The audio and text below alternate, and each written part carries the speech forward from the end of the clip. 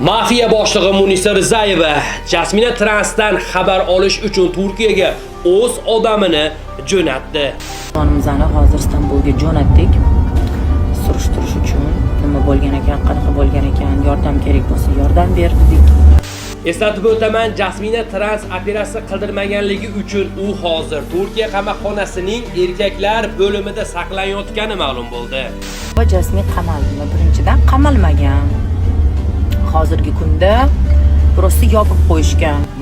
Bu holatlarni ko'rgan Abror Muxtor Ali Domla ham Jasminaga nisbatan ham Munisa Rizayevaga nisbatan o'z fikrlarini bildirib o'tdi. Haromxo'r, isqirt, gadobo'yni jinoyatiga Munis sherik birodarlar. Munis sherik. Xo'sh, Jasmina Transni Munisa Rizayeva olib chiqa oladimi? Albatta, videolar to'plamini hozir o'zingiz tomosha qilasiz.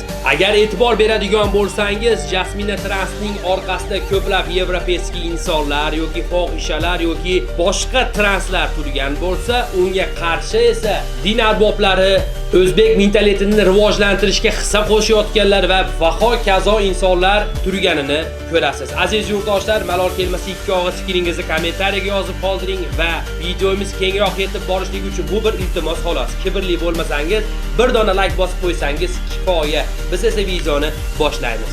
Like bosib qo'ying.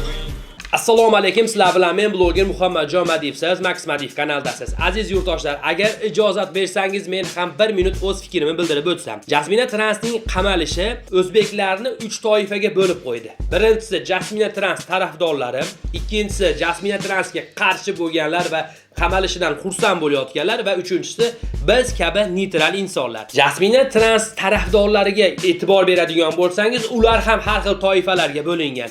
Kimlardir Jasmina Transning gapirishiga, ko'plab hissa qo'shganligiga, yaxshiliklariga yoki so'kinishiga qiziqadiganlar bo'lsa, yana boshqa toifa undan qo'rqqan insonlar. Ochiqchasini aytadigan bo'lsam, uni tarafdorlarining qilayotgan videolariga shaxsan o'zim shok bo'ldim. Hammasida bir xil gap. Ertaga Jasmina Trans chiqadi, o'sha video qilayotganlarda yoki bunga qarshi qilganlarda itaradi, u qiladi, bu qiladi. Jasmina Transni go'yoki Xudoyorxon yoki katta mafiya boshlig'i yoki katta bir siyosatchi, xullas nima bo'lganda ham bir juda ham bir bahaybat insonga aylantirayotgani shaxsan meni shok qildi. To'g'ri, agar siz erkak kishi bo'lsangiz, unga qarshi bo'lib qolsangiz, siz yo gay yoki yana bir yomon inson bo'lasiz, yoki agar ayol kishi bo'ladigan bo'lsangiz, rossa bir avjiga chiqqan, eskidan fohishalik bilan shug'ullangan shaxsga aylanasiz. Tuhmatlar yoki o'sha gapiriladigan gaplar shular xolos. Sizdan boshqa narsa qila olmaydi, sizni boshqa ayblovni bo'yningizga ila olmaydi. Faqatgina sizni haqorat qilishligi mumkin. Bilasizlarki, bu narsadan qo'rqmagan Dalil o'z muxbiri J Sultonov esa bu narsani oldiga olib chiqdi. Qancha haqorat bo'lmasa-da, Jasmina Transni hozir Turkiya o'sha qamoqxonasigacha berishda. Sud davom etadi, balki qamaladi, balki chiqadi. Endi buni vaqt ko'rsatadi. O'sha qo'rqqanlar, uni hali ham zo'r deb o'ylayotganlar, o'zi eskidan zo'r deb o'ylayotganlar paxtani qo'yishib, Jasmina opam yaxshi, u qiladi, bu qiladi. Avvalambor qilayotgan ishlari bor, haqiqatan yaxshi amallari bor va bularga har doim pul olgan. Esinglarda bo'lsa, bir nogironga aylanayotgan qizni Sabinani Turkiyaga jo'natdi va undan saqa so'rovdi, u qiz bermaganida uni ham yomonlikqa chiqardi. Yoki shunga o'xshagan xullas o'rtada yaxshilik qilganiga yarasha mukofotini oladi. Bundan ham ijolat bo'lmanglar. Nima bo'lganda ham mushkuli oson bo'lsin, qilgan ishlar uchun albatta qonuniy ishlari uchun javob bersin. Endi o'zini shaxsini o'zgartirganiga uni nariyada o'zi javob berib qo'yadi. Buni men yoki siz yoki boshqasi muhokama qilishga bu dunyoda umuman haqqimiz yo'q. Buni juda yaxshi bilamiz.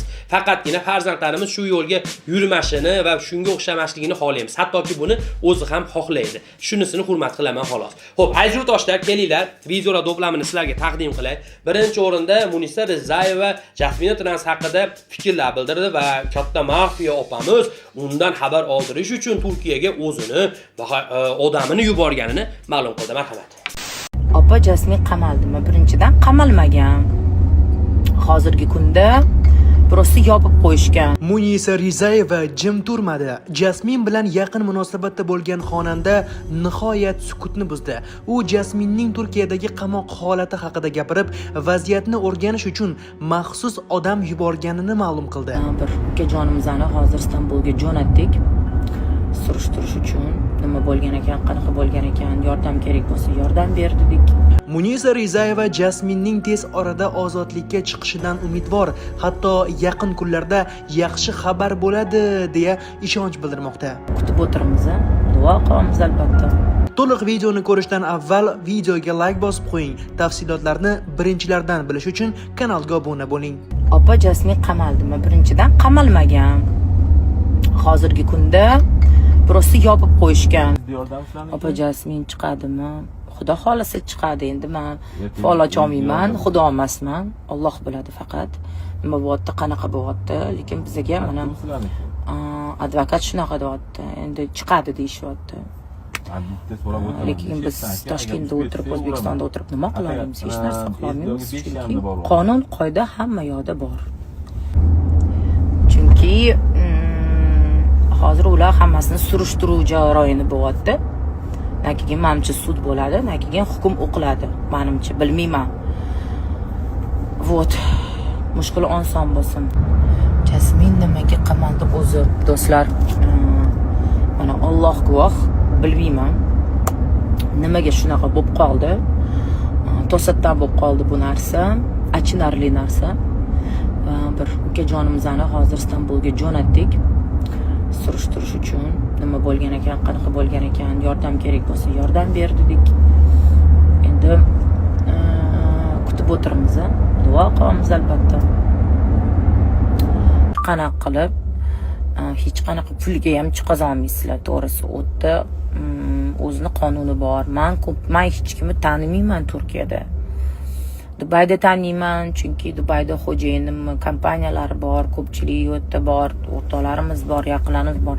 Istanbulda menda hech kimim yo'q. Bu narsani ko'rgan Abror domla ham jim qarab turmadi va o'zini chiroyligina fikrlarini bildirib o'tdi. Buni ham birgalikda tomosha qilamiz.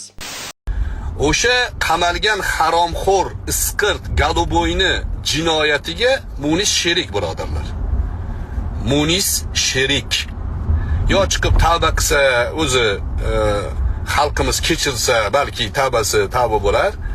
Bo'lmasa sherik. Uni ashnaqangi targ'ibotida teppa-teng sherik. 5 million ta'qibchisi bor ekan Instagramda. 5 million.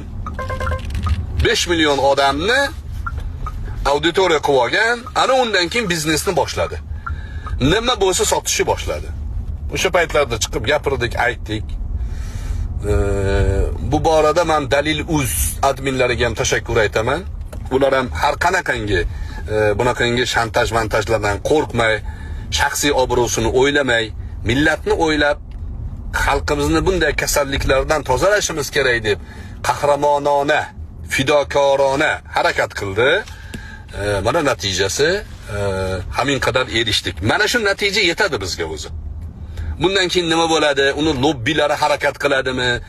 U tanish bilish qiladimi? Bu yog'iga yana davom etaveramiz. Lekin 1-0. To'g'rirog'i 10-0. G'alaba qozondik hozircha. Va bilamizki, oqibatda ham g'alaba qozonamiz. Bular yutishi mumkin emas. Mumkin emas, dunyoni mezoni buzilib ketadi. Bular yutgan kuni qiyomat bo'ladi. Hadis shariflarda kelgan-ku, ha? Qiyomat qachon bo'ladi desa, umuman jirkanch ifloslarning ustiga qiyomat bo'ladi.